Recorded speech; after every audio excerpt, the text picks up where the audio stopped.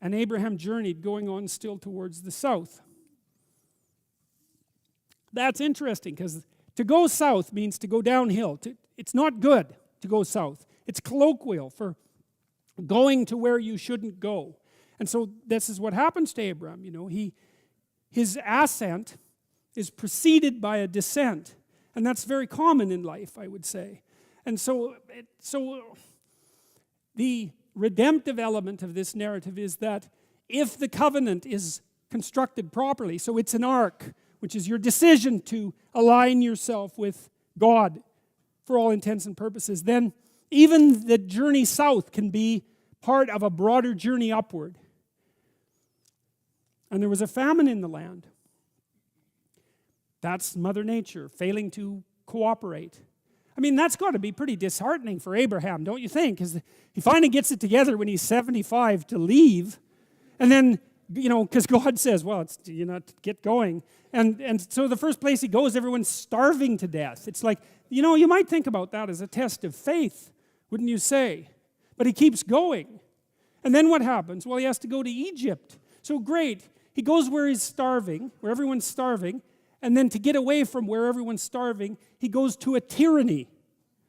So the whole beginning of the story is not particularly auspicious. And Abram went down into Egypt to sojourn there, for the famine was grievous in the land. It's a repetition of the same idea again. There's downhill voyage out into chaos, right? It's repeated over and over that the beginning of Abraham's journey is basically a sequence of experiences of exile, chaos, tyranny, and catastrophe.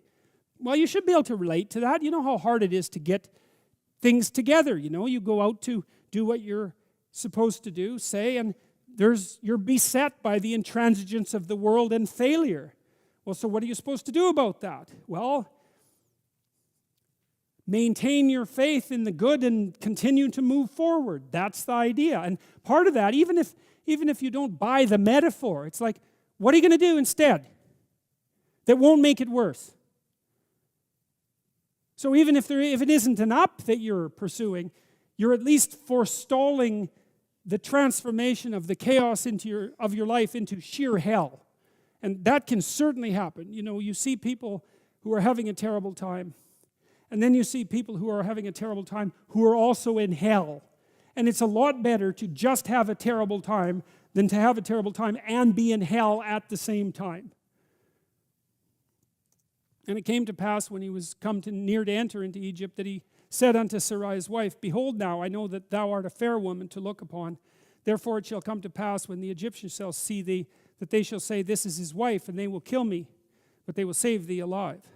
So look, Abraham is really having a rough time. He's a failure, right? He's wandering around through the land of starvation. Now he's going to go be a quasi-slave in Egypt. He has this incredibly attractive wife, and all he can look forward to is the fact that the most successful man in Egypt, the Pharaoh, will take her from him.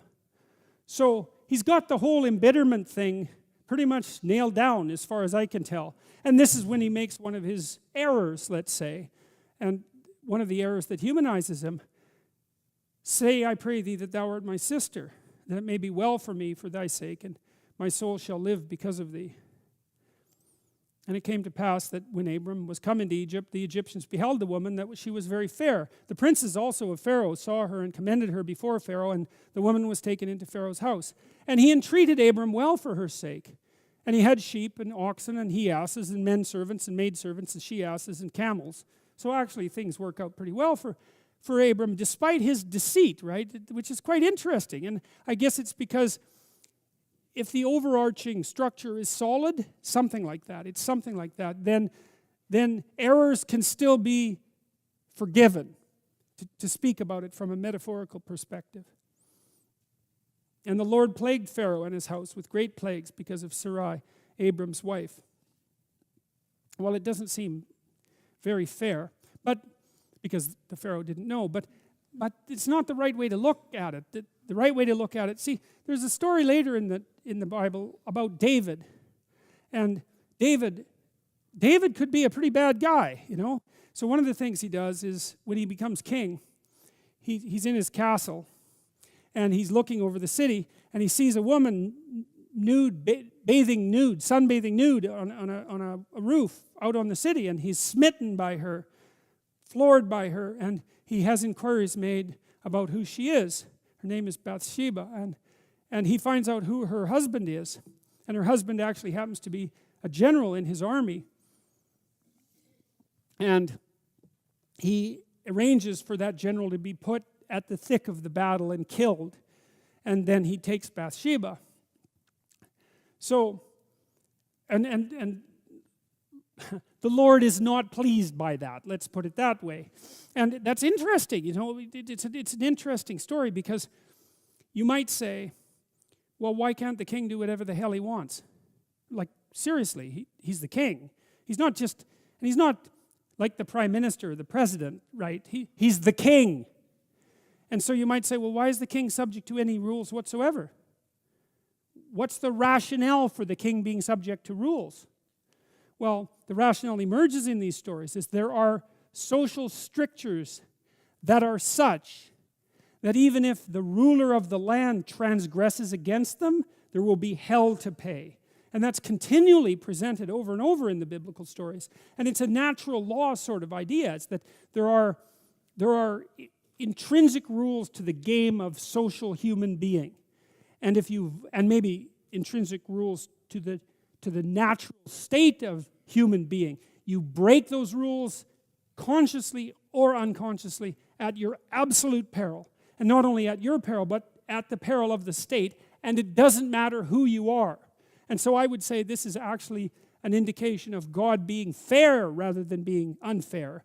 Because the rule here is Pharaoh or not. You don't get to take someone else's wife, and ignorance is no excuse. Now you might say that's a little bit harsh, and perhaps it is a little bit harsh, but it's not without merit. The idea is not without merit.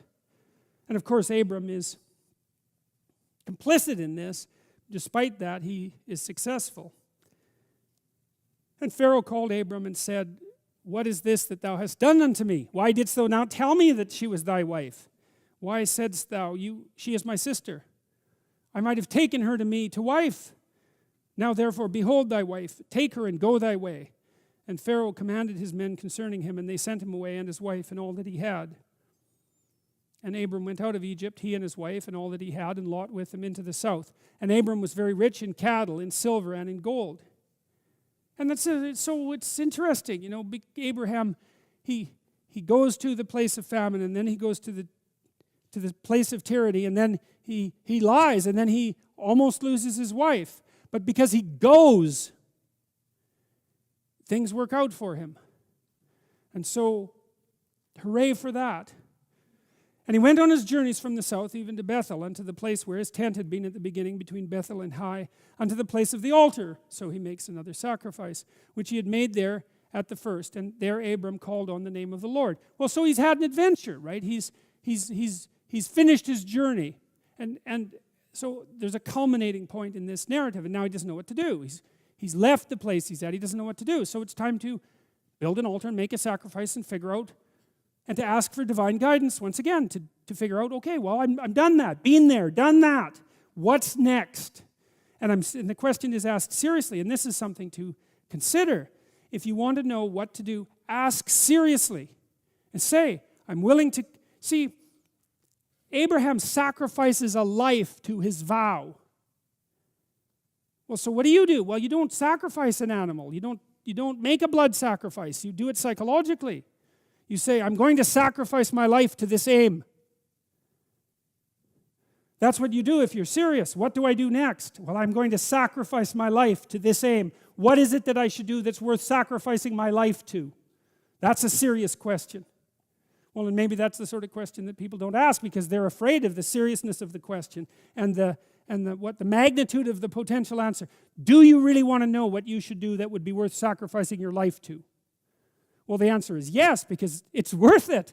But the answer is also no, because, like, really, it's your life, you know? What if you're wrong? And you're probably wrong. But maybe that doesn't matter. Maybe it doesn't matter, because maybe the rightness is in the process and not in the and not in the decision, right? Because it's the beginning of a sequence of decisions, as we've already pointed out. Unto the place of the altar which he had made there at the first, and there Abram called on the name of the Lord. And Lot also, which went with Abraham, had flocks and herds and tents, and the land was not able to bear them, that they might dwell together, for their substance was great, so that they could not dwell together. And there was a strife between the herdmen of Abram's cattle, the cowboys, and the herdmen of Lot's cattle, and the Canaanite and the Perizzite dwelled then in the land.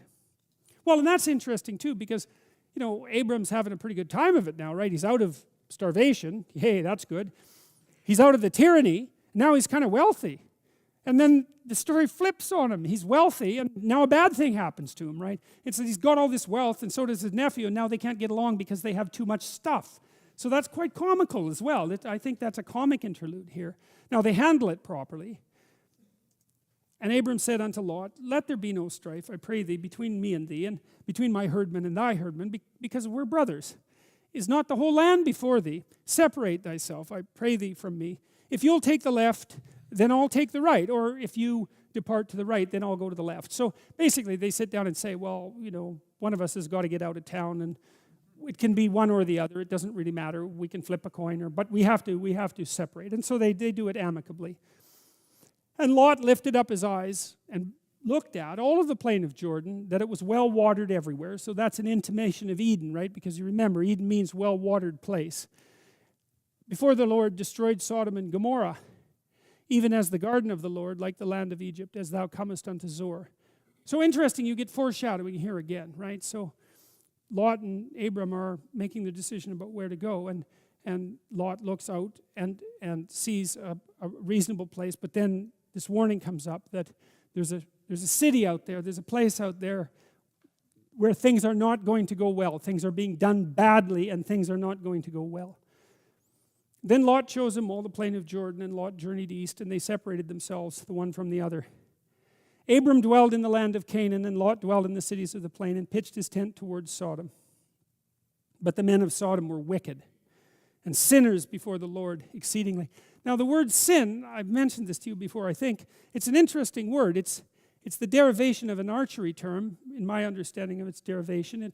The Greek word was hamartia, and hamartia is an archery term which means to miss the bullseye. And you think it's worth thinking about that metaphorically, because you got to think about all the ways that you could miss the bullseye, right? You could close your eyes. That's very common. You could just not lift up the damn bow and arrow to begin with. You could face the wrong way. You could be unskilled in your aim. But I also like the archery metaphor, because human beings are built on a hunting platform, right? And we always aim at things. We're ballistic creatures on a trajectory always. And we're always aiming at something. We're always aiming at the mark, which is, of course, what you do when you hunt, right? Because you have to hit the mark precisely. And that's what we're like. But we're like that psychologically. We have to aim at something and then move towards it. And so to sin is to miss the mark, is to miss the bullseye, to fail to take aim, to aim badly, to aim carelessly, or to not aim at all. And that says, well, that's like a sin of omission. That's to not do. And then to be wicked is to aim at what you know you shouldn't aim at. And again, I don't think of that as an external morality precisely. I think that you can read the entire biblical narrative, again, from a psychological perspective, and say, we're not talking about external codes of conduct here, although we could. We're not. The wickedness that's being described is the act of you doing something that you know to be wrong, period. You know, and you may do something you don't know if it's wrong or not. That isn't the sort of thing that we're talking about.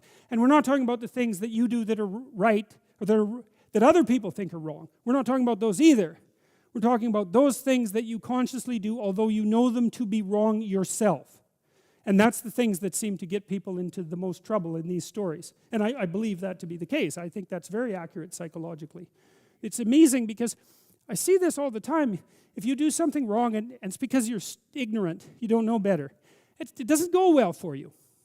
That's the case. But if you do something wrong and you know it's wrong, the punishment is manifold. And I think the reason for that is because that makes you Cain.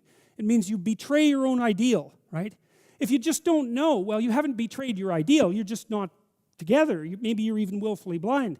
But if you do something you know to be wrong, then you've betrayed your own ideal. And that lands you. Cain says to God, once Cain destroys Abel, he says, I cannot bear my punishment.